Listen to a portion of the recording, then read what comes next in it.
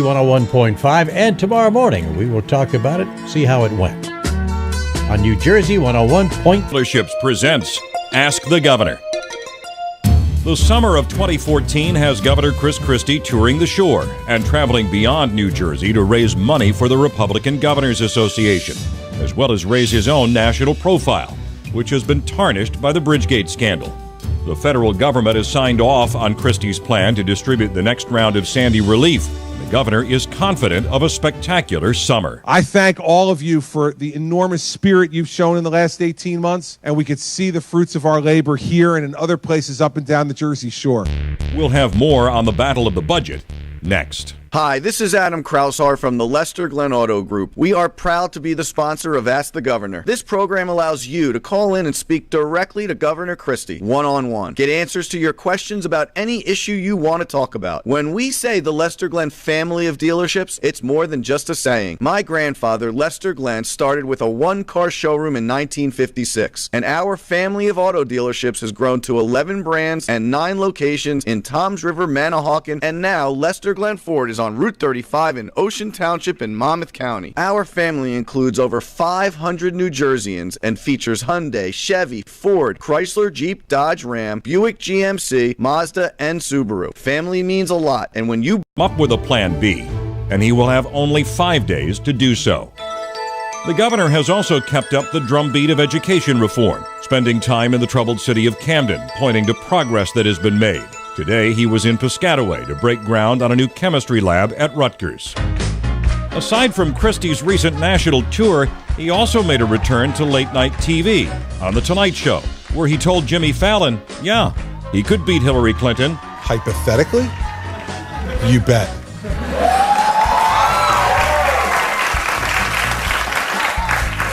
In a dance-off. That's what I was talking about. Christie then showed the nation he can bust a move, kind of, with the evolution of dad dancing.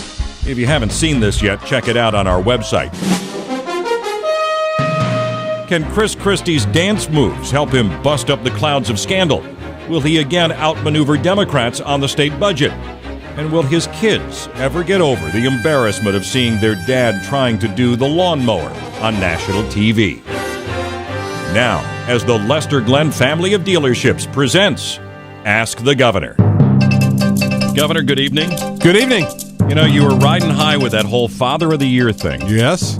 And then you go and bust a move with Jimmy Fallon. And I think... Now, it looked like you were having fun. I was. And I've always gotten along, as you know. I've been on Jimmy's show a number of times. The first time since he's been on The Tonight Show. And we always have a good time together. I like him a lot personally. And so he makes me feel very comfortable. And so when someone makes you feel comfortable, they can talk you into doing some things you might not normally talk yourself into. I had one of my folks text me yesterday and say that it was up to, at that time, 4.6 million YouTube hits. Yeah. And I was sitting with my son, Andrew, and I said, can you believe that 4.6 million YouTube hits? And he goes, see, Dad, see how many hits you can get if you're willing to humiliate yourself on national television for 5 minutes, you know? So it's been the reaction has been really great. And I had a lot of fun with it. So. Well, it was good to see you out there. Yeah, I had a good time. On to some serious business. Sure. Just a short time ago, Senate Judiciary Committee voted to reconfirm the Chief Justice of the state Supreme Court. That was part of the deal that you had worked out with the Senate President. That includes your nominee, Lee Solomon. Correct. To fill one vacancy. Both men are likely to win their full confirmation on Thursday. Yeah. There's still one more. There's still another vacancy. What happens now? We'll take it one step at a time. You know, the Senate President and I resolved this issue, and who knows what will happen in the future. I don't know. The same way I didn't know how we were going to get any part of this resolved. So we've gotten part of it resolved. You know, my view on this is it's not everything that I would have wanted, nor everything that I think I'm entitled to, as both the Treasurer's Office and OLS to accurately project revenue for April of this past year. They both blew it by almost the same amount of money. I think there was $120 or $30 million difference between the two of them. So when confronted with that kind of problem, which is not just a this year problem, not just a fiscal year 14 problem, but it rolls into fiscal 15 because you have to eat up all your surplus and make additional cuts. You know, there's no alternative. There are no alternatives, nor have you seen, since I came out with what I said after the budget problem was announced, have you seen any alternatives proposed by the other side? You had said very firmly there is no plan B. Correct. But what happens if the court rules against you? If the court rules against you on the 25th and you have 5 days before that budget has to be signed and you've got to pump in another $1 billion to $2 billion of spending. I have no idea. So whose responsibility is it then to come up with that plan? I assume we'd appeal. But what happens in the meantime? Does the state shut down? I don't know what the ruling would look like, but the fact of the matter is that I believe we're going to win in court, first off. And secondly, all the rest of this is hypothetical, and a trial court decision is not going to close down the New Jersey government. So we would proceed to pass a budget and continue to appeal. Okay. So, I mean, this went down, tickets issued went up. So, as I see it, this kind of civil law should reflect our natural behavior. So, the best way, in my opinion, to set the speed limits is to put a camera on every road, and then watch the roads for 3 or 4 months, and then whatever the average speed is in ideal conditions, that should be the speed limit. And then it's a real speed limit to enforce. Policemen don't have discretion to either issue tickets or not, and they can follow the law, and we'll have a real speed limit, and we won't all be lawbreakers, because if the people won't follow the law and the policemen won't enforce it, then the problem is the law, not the people. So what do you think? Well, listen, I understand the rationale. To be dumped in Roxbury from convicted companies tied to organized crime, and then not allow full environmental testing at the landfill.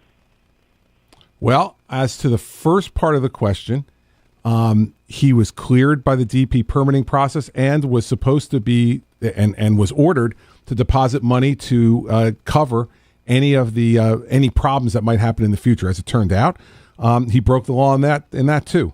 So that's a decision looking back in the DP that may not have been the best decision in the world for the DP to have made, but that's a decision that was made at the time. Secondly, I have no idea what you're talking about with regards to organized crime at all. So I don't know what you're talking about. And third, the fact is that we have done environmental testing there. And also, environmental testing has been done by an engineering firm by the township. And so you're wrong about that. Not all the environmental testing that some of the groups wanted was done, but environmental testing has been done. And we've been monitoring that site since the beginning of the fact that it had problems. And there have not been problems at that site for a very long time. And lastly, we are in the process of capping the site so that it won't be a problem any longer. Lastly, a whole group of folks in Roxbury want the stuff trucked out. Well, if you want me to evacuate the entire town of Roxbury and a number of the surrounding towns for the 18 to 24 months it would take to truck all of the material out of the Fenimore landfill, then you run for governor and then you impose that decision. But I'm not going to. We're going to deal with it in a way that both the township's engineers and our engineers believe is the safest and most effective way to do it. I'm sorry that this incident ever happened at all, but I don't get to make those decisions. I have to fix the problems once they come, and we're fixing the problem. And the problem is significantly better today than it was at the beginning. And just so that everyone can, calm down and stop all the yelling and screaming, it will not be trucked out under any circumstances. So that's it. It's the end of the discussion. Let's talk to Lori in East Brunswick. Lori, you're on Ask the Governor with Chris Christie. Hi, Lori. Hi, Eric. Hi, Governor Christie. Hey, Lori. What I'm calling about is we're in East Brunswick in a section that was severely flooded. Right. For Irene and Sandy, where we had 1.5 feet of water into the first floors of our houses. Uh-huh. We are part of the buyout, but we got our offer. We accepted until the middle of August for a closing, and nobody can give us a guarantee. We've been moving pretty rapidly on these buyouts, and houses are starting to be demolished already. Mm-hmm. But what I want to do is, Kevin Roberts is here from my communications office. We're going to get time before East Brunswick is funded, because that's in the second tranche of funding that just got approved, and give you the best update we can on it. We're making progress on these buyouts, especially in places like Sayreville and South River. But we'll take a look at yours. I know that East Brunswick is included at one point, but I think it's further down on the list. But we'll let you know. We're with Woodbridge. Regardless, we'll have Commissioner Martin call you tomorrow and give you the best time estimate we can give you. I still think that's in the second tranche of money, but if you're in the Woodbridge piece, that's significant. Of that targeting, especially the low and moderate income homeowners that are affected by the storm. But where are we in the process? So you proposed a plan. The plan was approved. Is the money here yet? When does that go out, and what is it going to fund now? What it will fund is it will take about half of the people who are currently on the REM waiting list off the REM waiting list. Okay.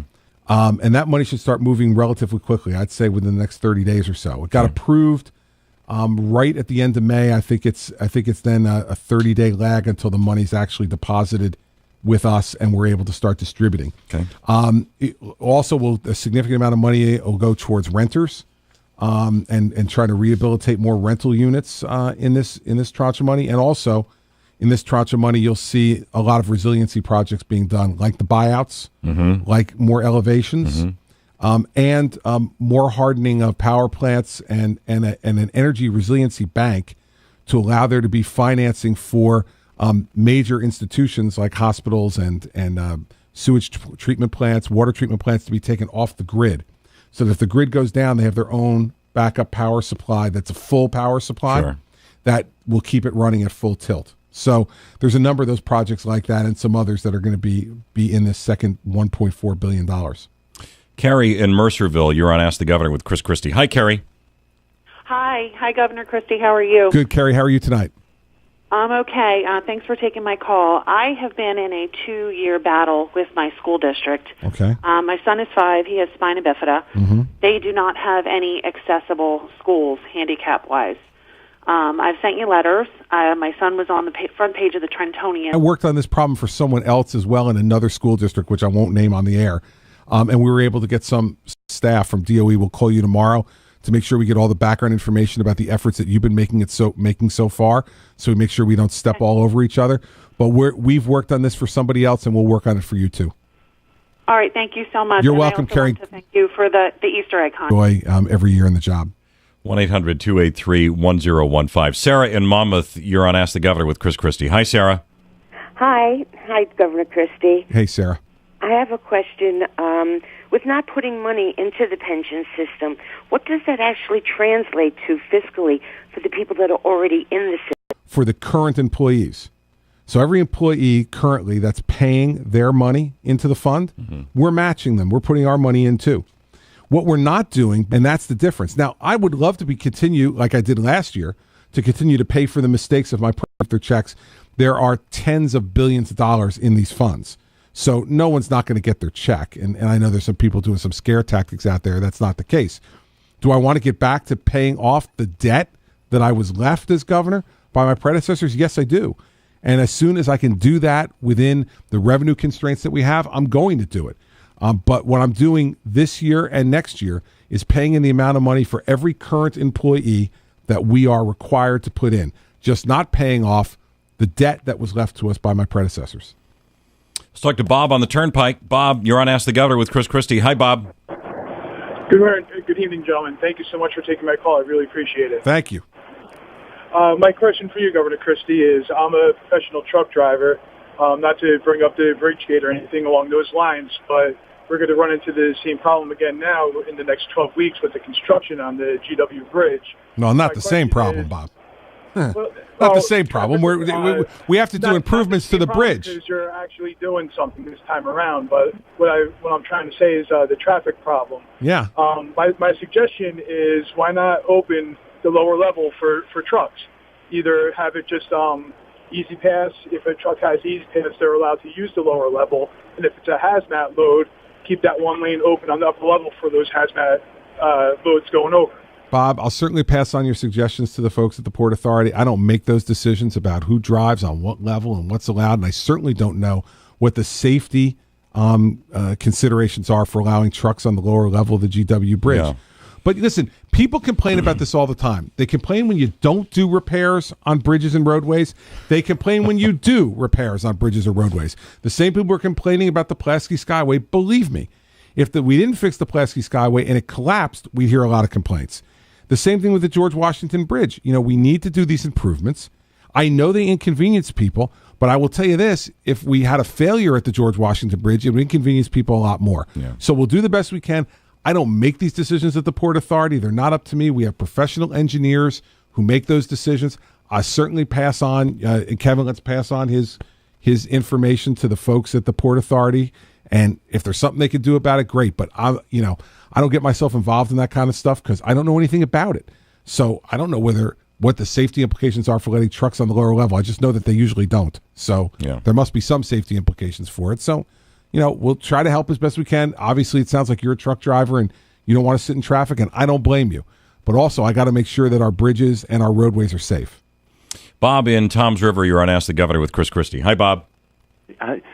Hello, Governor. Yes, Bob. Yes, thanks for taking my call. My pleasure. Listen, I'm a retired fireman from up north from Union City. Now we're talking about the pension plan. Yes, sir. Right, and there's a problem with that. But let me explain from my point of view. I collect one pension, that's it.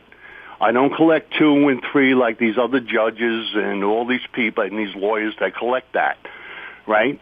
Now, you're threatening to destroy, get the pension system out of there because it's increasing taxes, right? We also pay taxes. Retired firemen paying taxes. No. All right, I'm listening. All right, Bob? I'm not talking about taking the pension system out of there. What I'm talking about is trying to save the pension system. How old are you, Bob? I'm 62. Okay, Bob, you're going to collect your pension well into your life expectancy. Okay, so if the life expectancy now for most men is about 79 years old, the fact is that this system, as it's configured right now, you'll continue to get your checks for the rest of your life. The fact of the matter is that what I'm trying to do is save the system for the people over the long haul. And we cannot afford a system. Do you also get lifetime health benefits, Bob? Yes, I do. Okay, well, let me tell you about the lifetime health benefits.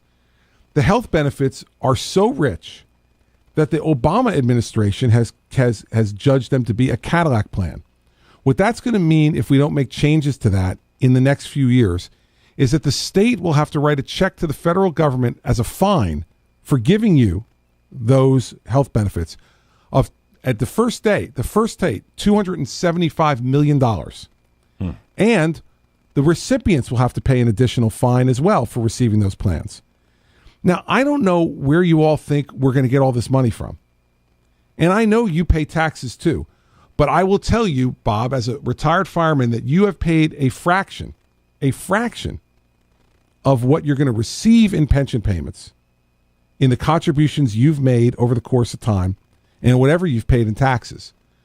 So the fact is that this is a system that is not sustainable. It will probably be sustainable for you for the rest of your life if we do nothing.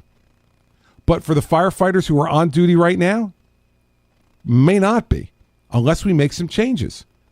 People made promises to you that they could not keep, and they didn't fund those promises when they made them to you. And I'm the guy who's left to clean this mess up. Well, I'm going to clean it up because I'm not going to be irresponsible like the other folks who made promises that they can't keep. So, I'm happy to be engaged in this argument, in this conversation again, because it does not make sense to me why people want something for nothing. And that's what we're talking about here. The excess of this, hundreds of thousands of dollars that they put into the system, millions of dollars that they take out. It's just the math doesn't work, everybody. And Detroit went bankrupt. And of the $11 billion in debt that Detroit had, $9.5 billion was for retiree pension and retiree health care. $9.5 billion of the $11 billion. This is not sustainable. I do not want New Jersey to meet the same fate, nor do you. Because if you think you'll get a pension then, you got another thing coming. Where are you and the Senate President and the Assembly Speaker on the potentiality of another round of reforms? That's between me and the Senate President and the Assembly Speaker. But is it a conversation at least? I'm talking to them about it. Yeah. Mm-hmm. Because the last time, we kind of talked about this, they didn't seem publicly anyway to be budging at all. But dialogue, I'm not asking you to, but what I'm asking is that dialogue is continuing. Listen, we talk about all of the issues in the state, and I'm not representing that they're for it or they're against it. They need to speak for themselves publicly. I'm not going to do that. You hear what I'm saying publicly. And I talk to them about all these issues on a regular basis, but I'm not going to represent what their positions are, whether they've got different body language, whether they're listening or covering their ears. I didn't know we could talk about body language. No, I said we can't. Oh, because we can dissect that a little bit, Sorry, too. not allowed. 1-800-2... Off limits. 1-800-283-1015 is our telephone number. We are going to pause here for 60 seconds to allow our stations to identify themselves. This is the Town Square News Network. Tonight's program is presented by the Lester Glenn family of dealerships. Hi, this is Adam Kraushaar from the Lester Glenn Auto Group. We are proud to be the sponsor of Ask the Governor. This program allows you to call in and speak directly to Governor Christie, one-on-one. Get answers to your questions about any issue you want to talk about. When we say the Lester Glenn family of dealerships, it's more than just a saying. My grandfather, Lester Glenn, started with a one-car showroom in 1956, and our family of auto dealerships has grown to 11 brands and 9 locations in Toms River, Manahawkin, and now Lester Glenn Ford is on Route 35 in Ocean Township in Monmouth County. Our family includes over 500 New Jerseyans and features Hyundai, Chevy, Ford, Chrysler, Jeep, Dodge, Ram, Buick, GMC, Mazda, and Subaru. Family means a lot, and when you buy or lease from Lester Glenn, you are part of our family, and you are treated that way. The Lester Glenn family of auto dealerships is happy to present Ask the Governor. Experience the way car buying should be. Experience Lester Glenn. Ask the Governor is being heard across the Town Square News Network tonight. To talk to Governor Chris Christie, call now 1-800-283-1015. Tell us your thoughts and chat with other listeners on our Facebook page. And you can view the program live by subscribing to our YouTube channel. The link is at nj1015.com. 1-800-283-1015. We talked just off the air here for a second about the shore. We're really into the summer season. We are, yeah. It's been great so far. You've spent some time down the shore already. The weather so far has been fantastic. Amazing. Keep it going, baby. Keep it going. Good weekends. We'll slip a couple extra bucks in Alan Casper's pocket to keep the shore report Alan going. deserves it, for God's sake. Exactly. So what has surprised you most so far about being down the shore this year? Anything? Nothing's really surprised me because I go down there all the time during the off season too to see what's going on. I mean, it's been obviously a real focus of ours for the last year and a half. Things are getting better. I mean, I went a couple of weeks ago to do a couple of check deliveries for business grants to business owners. One in Point Pleasant at the Marlins Cafe in Point Pleasant, and he said if it wasn't for the help that we gave him, he would have been out of business. Yeah. Went to a family motel in Point Pleasant and gave them their check, and they were overwhelmed, about what a difference it was going to make for them. So it's great to see that the programs are making a difference. I think we're going to wind up going down and opening up the Ocean Grove Boardwalk in the next week or two. Okay, and that will mean all the boardwalks are now reopened. I was the only one left, and that was because we were fighting with FEMA about paying for it, and ultimately won the fight to get FEMA to pay for the rebuilding of the Ocean Grove Boardwalk. We've got about half of the rides back on the Seaside Heights Boardwalk, which is great, and by next summer, I think we'll have all of them back on the Casino Pier. We have progress being made on the portion of the boardwalk that burned down, and while that won't be completely rebuilt this summer, it certainly will be back by next summer, but the rest of the boardwalk looks great. Point Pleasant is back to normal. Point Pleasant, Belmar, the sand is great. I mean, the beaches, you almost don't recognize them. They're so long in these towns. That's the first part of the shore protection program that we're doing with the Army Corps of Engineers. Yeah. First part is beach replenishment, and these beaches are wider than they've ever been in recent memory. And then we start this fall building the dunes. And it's going to be a different looking Jersey Shore, but it's going to be a safer Jersey Shore. And it's going to be one that, for those of us who, like me and you, been around for a while, Eric, it's going to take some getting used to in terms of the look. But it's going to be safer for the people who live there, and it's going to be a better beach to be on. So, the businesses are coming back. Homes are starting to be rebuilt. If you look at our REM program, we've had our problems, but we also are right on pace with what New York State is doing and eons ahead of New York City. I have to tell you, I don't like the new boardwalks. I mean, I like the new boardwalks. I don't like the look of the new. There's no character to it. There's no gum. There's no bird poop. Yeah. There's no French fry grease. There's no. I mean, don't worry. Give it a little time. It's very sterile and it's stark when you walk from the older section of the boardwalk to this bright new. It doesn't feel right. Yeah, and Seaside's going through their second iteration of that because it had rebuilt the entire thing. Yeah, and then it burnt down. And what they're building, what the Heights and the park are building. Further down on the last part of the Seaside Heights section and the Seaside Park section is a boardwalk as wide as it is in the northern part of the Seaside Heights area. So you're going to have a bigger, wider boardwalk the entire length of it, which I think will be really good for the businesses and really good for the patrons who come there when it ultimately gets finished. One of the things, the weather we mentioned has been great. Merchants have loved that. One of the things that could impact the summer season, aside from the weather, are gasoline prices. Right. I mean, we're watching a huge spike in that right now. And the entire economy, if we continue to see, a spike in this, you must monitor, even from the context of New Jersey, you must monitor world affairs and some of the stuff that is, that is going on here. So, what do you make out of that? What do you think, we should be doing right now? It's the biggest argument for us to continue to pursue energy independence for the North American continent. We now have the ability to do that.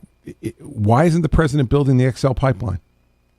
Why aren't we doing even further exploration of the natural gas reserves we have, 100-year supply under this country? Why aren't we working more with Mexico to try to open up that market and get more of the oil that the Mexicans have to be able to make our entire continent energy independent? That's what we should be focused on and doing. And then it would not matter from an energy perspective what's happening in other parts of the world. We may care about what happens in other parts of the world for humanitarian reasons, for geopolitical reasons, but we wouldn't be motivated at all by energy concerns because we'd have energy independence. That was a pipe dream when you and I were kids. That is now attainable if the president would just do what he should be doing in the best interest of the country and allow us to be able to aggressively move towards this. That's what the country wants. It's to be better for our economy, for certain, great for job creation, and can be done in an environmentally sensitive way, and has been done that way. I mean, let's face it, even Lisa Jackson, the former DEP commissioner here, the former EPA administrator, said before Congress that there is not one verifiable instance of fracking damaging drinking water. She said it, not me. Lisa Jackson, John Corzine's DEP commissioner, Barack Obama's EPA administrator, said that before Congress. So let's get to it. And I think that's the way to deal with it rather than worrying about dealing with a lot of these different entanglements in other parts of the world. Let's talk to James in Millville. You're on Ask the Governor with Chris Christie. Hi, James. Hey, how you doing? Good. James, how are you? I had broke my back 4 years ago. I had fell 20 feet, and I get muscle spasms in my back and stuff like that, real bad pain. My doctor has me on 5 hydrocodone 10 milligrams a day. I think that's outlandish. It's crazy. But, I tried for the medical marijuana, and he says it's too much paperwork. Well, you need to go to a doctor who will do the paperwork, James. Am I eligible for it? I mean, with the muscle spasms and stuff like that. You go to one of the doctors who's registered. And you go on the website of the Department of Health, and we have a list of the doctors who are registered in the medical marijuana program. So these are folks who are not worried about doing the paperwork. The paperwork he's talking about, James, is not for you. It's to get he himself or she registered in the medical marijuana program, which you have to be in order to be able to dispense it. And I think you'd understand why. You don't want every doctor out there willy-nilly dispensing, by the way, a drug that is still deemed to be illegal by the federal government. The federal government still does cases every day on marijuana. So we have to be careful. We have to make it a medically based program. So what I'd suggest to you is go on the website, or in fact, even tomorrow, Kevin, let's have somebody from the Department of Health, the medical marijuana program. I know Commissioner O'Dowd is out there listening. I don't need her to call, but someone from our medical marijuana program, call James, give him some doctors in the Millville area that are registered in the program, and then we can get you to go see those folks, and they can go through the work they need to go through with you to get you qualified to get a card and to get you in the system. This is a very strong medically based program, and if you qualify medically and you go to a doctor who's registered, you're able to get the drug. But I can't force doctors to involve themselves in the program, so we'll have someone from DOH reach out to James tomorrow. And if I know there's doctors in the area, so let them go see one of those doctors, and if they can help and he's appropriate for the program, then go ahead. You had the CEO of the Egg Harbor Center dispensary step down. You had some of the other executives saying, look, there just aren't enough patients enrolled. We're not making enough money. How about that, huh? So we may wind up having to close down. Yeah, all the medical conditions, by the way, were in the law. What was covered is not a product of the administration's work. What illnesses you can use. That's in the law that was passed by the Democratic legislature and signed by Governor Corzine the morning I was sworn in as governor in 2010. The reason, I think, is there's not that much of a demand for this. All this conversation about what a huge demand there would be for medical marijuana, what there's a huge demand for is marijuana, not medical marijuana. See, because when we run a medically based program, you don't see the demand. And what did these folks say? They weren't making enough money. I mean, if this is a medical program, and what's everybody worried about making money for? And there should be, if you listen to the sponsors in the legislature, that we weren't going to be able, 6 dispensaries weren't enough in the state, but it was a start. This is a fallacy. This program and all these other programs, in my mind, are a front for legalization. Unless you have a strong governor and a strong administration that says, medical marijuana? Absolutely. We're going to make it a medically based program. No demand there, or very little. So, fact is, we're following the law, and we're following a medically based program. But I am not going to permit de facto legalization of marijuana in this state or regular legalization of marijuana in the state by statute. Not going to happen on my watch. So the next logical question to that then is, if you were in charge, and we have an administration now in Washington that kind of looks the other way at all of this, but you mentioned a moment ago, this is still an illegal drug classified by the federal government. Correct. If you were the guy making that decision on a national level, does that same line of thinking apply? I don't know, because I'm not the president of the United States, and we're not going to start getting. I didn't say that. I said if you were the guy that was in charge. Yeah, well, I'm not the DEA administrator either, so nor do I have any interest in being the DEA administrator. Let me say too, I'm hearing from the health commissioner in the Egg Harbor business in particular. We've continued to work with them. The EDA gave them a grant and a loan, a startup. So we've done everything we can to try to support this particular center and the program. But if the demand's not there, Eric, the demand's not there. And in terms of what they should do at the federal level, my view is they should enforce the law. But I don't get to make those decisions. There's only one president at a time, Eric. Let's talk to just one. Verl in Barnegat, you're on Ask the Governor with Chris Christie. Hi, Governor. Hey. I know one of your priorities is to create jobs. Yes. And yet people needing licenses have to wait a seriously long time to get certified for either their initial licenses or to transfer a license. When I became a home health aide, I had to wait 3 months, where I got paid $2 less an hour because I wasn't certified. And then I found out that they were on vacation in the summer. Now, my daughter-in-law has been waiting 8 months to transfer her massage therapist license from New York to New Jersey. So this is a big problem. People can't get to work. Verl, that's completely outrageous. You're right, and we have tried, and I've really talked to the Attorney General about getting on these licensing boards to be moving quicker. So I want us to get Verl's information about her daughter. That's outrageous to have to wait 8 months to have a massage therapist license transferred. It's crazy. It's really crazy, and I just don't want to see it. So the fact is, we'll try to work on it. I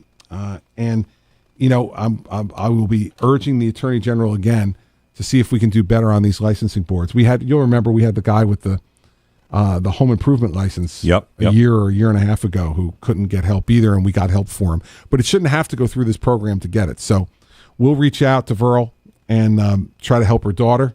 But in addition, I'll be talking to the Attorney General. I'm sure I know he's listening because he's texted me on other things. So I'll be reaching out to the Attorney General again to say, why are we having such trouble with the waiting times on these licensing boards? Amy in Lawrenceville, you're on Ask the Governor with Chris Christie. Hi, Amy. Hi, Governor Christie. Good evening. Thank you very much for taking my call. My pleasure, Amy. What can I do for you? Listen, I've been with the state for 28 years. Yep.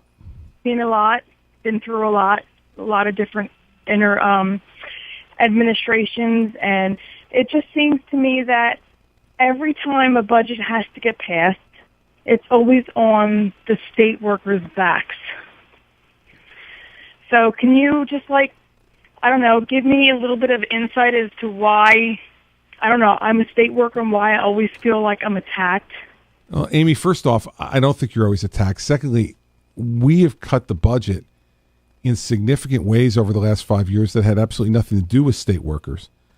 And the fact is that state workers are still given a very generous pension and extraordinarily generous health benefits that up until I became governor, they paid almost nothing for in the main. The fact is that we have to pay for the things that we get in this world. And I'm not picking on state workers in particular or anybody else, but I've got a budget to balance. We have we have amongst the highest taxes in America already, Amy. Where am I going to get this money from to be able to give folks everything that they want? I'm sorry, I can't.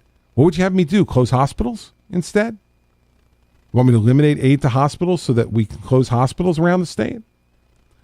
The Supreme Court prevents me from cutting anything to K-12 school funding. That's $12 billion of the state budget. That's untouchable. Should I cut Medicaid so that the poorest people in New Jersey can't get health care? Should I cut aid to higher education so that tuitions go up even further? These are all difficult choices. But the fact is, the biggest long-term problem that we have is the pension and health benefit liability for public workers, not just state workers, but local and county workers as well. Because promises have been made to all of you that should never have been made and were never paid for. And so I hate to be the guy to bring the bad news. I could just shut my mouth, muddle through this, and let the next person take care of it as it's been done over and over and over again by previous governors before me. I'm not going to do that. I'm taking it on.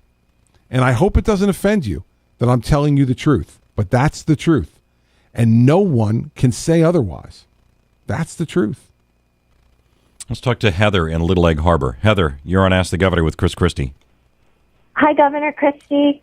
Hey, Heather. For taking my call. My Just pleasure. want to let you know, Ask the Governor is a great show, and I'm also a state worker. And under previous administrations, they had what's called the tax amnesty program that brought in large amounts of revenue for the state. I was just wondering if you have considered that for the future. Heather, it's been 4 years since we had a major tax amnesty, and that tax amnesty brought in a lot of money for Governor Corzine in 2009, I think over $700 million. Our best judgment is that that's not good tax policy at this time, that we wouldn't bring in anywhere near that amount of money because of the huge amount of money that came in, more than double the amount they expected. Yeah, the last time. The last time. And so we think, that trick has kind of been used and it's gone to the well. Now, it may be that we have to do it again, but my guess is it wouldn't be for another year or two from now when we could get something that would be really significant out of it.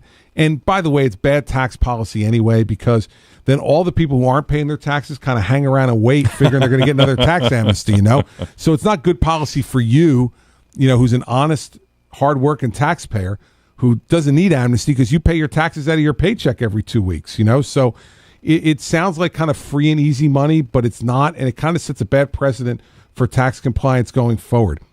Having said that, I know I'm making the treasurer, Andrew Cinnamon Aristoff, smile right now. Because he's taught me all that over the course of the last 4 years about bad tax policy and all the rest. So, Andrew, if you're listening tonight, I hope you know that you've brought me around, at least for the moment, on those kind of programs. Luann in Howell, you're on Ask the Governor with Chris Christie. Hi, Luann. Hi, how are you this evening? Good, Luann. What's happening in Howell? Well, nice to talk to you. I hate to say this is really a sad phone call. This is my third house I've invested in New Jersey, and I've always purchased a home where I knew, in case of anything, that we would have a safe haven. For some reason, this Howell cannot balance its budget to the point where it's pushing us out of our homes. My salary can never increase to what these taxes are increasing on such a rapid base. And I know that it's happening all over because they're trying to balance their budgets. But we even had on Saturday morning someone ring our doorbell at 9 a.m. to try to get inside our home to reassess our home for an increase in taxes. Now, when I purchased this house, it was $4,000. It was 5 years ago, $4,000 a year in taxes. I am paying $2,600 a quarter now, close to $11,000. Even though my home has been reassessed at a value that has gone from $455 down to $370. So we have taken a massive loss, even though our mortgage is so affordable, but I can't stay here due to this tax increase. And I need you to just please explain to me why someone can knock on your door to try to come inside your home to get more money, and explain to me what this exit tax is if we try to get out of this state, because we feel like we're being held captive here and doing everything right, but we just can't hold on, even though we're doing everything we're supposed to. Luann, I can hear the frustration in your voice, and I understand it. Couple of things. First off, I'm going to have the folks from the Department of Community Affairs contact you, because for your taxes to have gone from $4,000 to $11,000 in the course of 4 years. 4 years, yeah. Just is enormous, and I don't know the reasons why. A reval may be part of it, and your property value went down. But if other property values went down even more as they respread out the tax liability, that can be part of the reason why. Secondly, the exit tax that you're talking about is something I've been talking about recently too. It's the realty transfer tax, and that was something that was invented by Governor McGreevey. It's just another way of taking more money from you when he thought you might not notice it, which is on the RESPA statement when you're closing on your house. And the fact is, I think it's an awful tax. It doesn't make any sense to be doing that. But the folks in the legislature have had no appetite and for rescinding that kind of tax, because I just think it's just a ridiculous tax, and I understand your frustration over it. The DCA commissioner just texted me and said it sounds like a reval as well. He's going to look into the tax increase in Howell and into yours specifically, and someone from the Department of Community Affairs will be calling you in the next 24 to 40 hours to see if there's something that was wrong that happened there, and see if we might be able to help. I don't want to give you false hope on that, but we have been able to help in other circumstances where things were just done incorrectly. So we'll do the best we can. I understand your frustration, but again, taxes overall in this state and property taxes have gone up at less than a 2% rate every year for the last 3 years overall. So that's why I want to see what's going on and how that would make, your taxes quadruple, or triple at least. Triple, rather. In 4 years. So, Tony in Hamilton, you're on Ask the Governor with Chris Christie. Hi, Tony. Hey, Gov, how you doing? Good, man. How are you? Good, thank you. Gov, I got a question. My question is about the taxes that us taxpayers pay. So every time something gets done in the state, we have to pay men to do the work, and we pay those men what's called the Prevailing Wage Act, right? So they get the prevailing wage rate. Yep. So that rate is dictated by the unions. They decide what the rate's going to be for their particular area. So, through the bad times, 9, 10, 11, when things were bad, the union members, they still got pay raises. And yeah, but Tony, they had significantly less work, and you had, in the building trades, you had 40, 50, 60% unemployment. So if the work wasn't there, whether they had prevailing wage or not, if you're not working, you don't get it. And you had a significant amount of that. Now, listen, prevailing wage is something that this state decided was the law of the state a long time ago.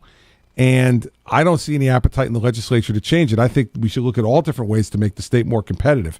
But I want to tell you candidly, that's not happening in this legislature. Yeah. It's just not happening. And the fact is that, to be fair to those folks in the building trades, during those really lean times, 08 into 9 and 10 and even into 11, you had many of the building trades with anywhere from 40 to 60% unemployment.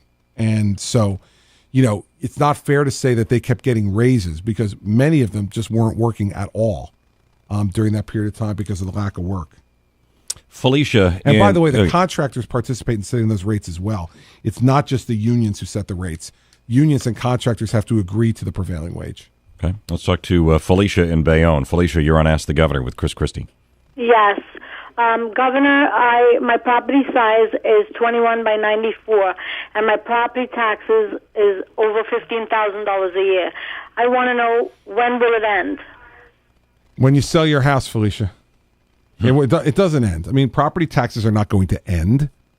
And the fact is, as I've said a number of times before, property tax increases statewide have gone up less than 2% every year for the last 3 years.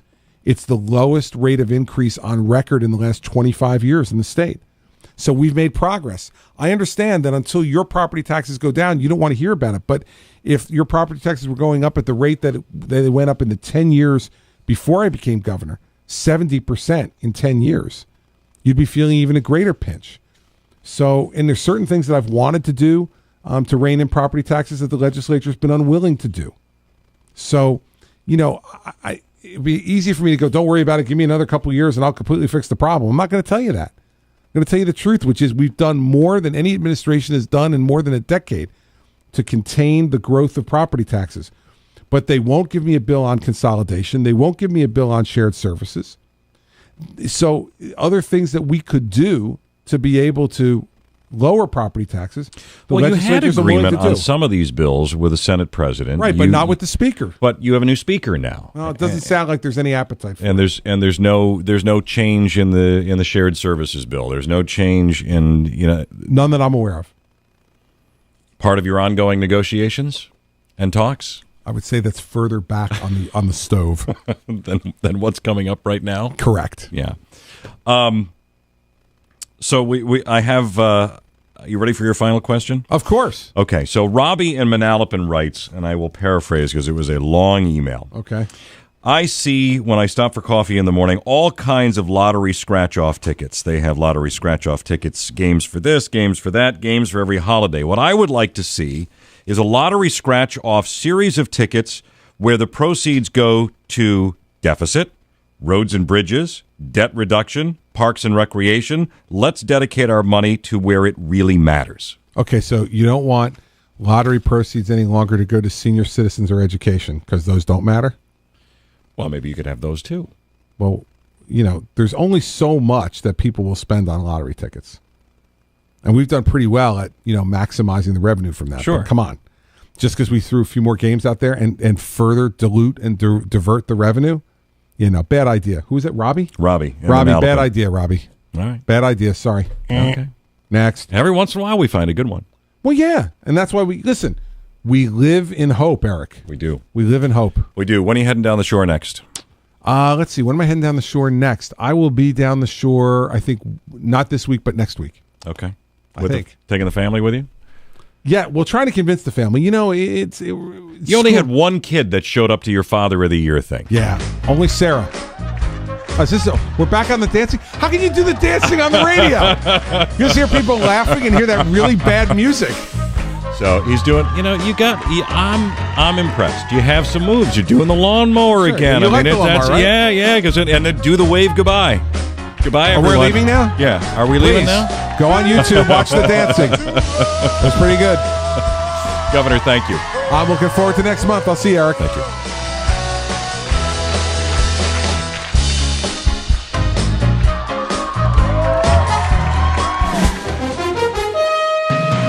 If you missed any portion of tonight's program, you can get a complete audio and video replay and highlights by subscribing to our YouTube channel. Follow the link from NJ1015.com.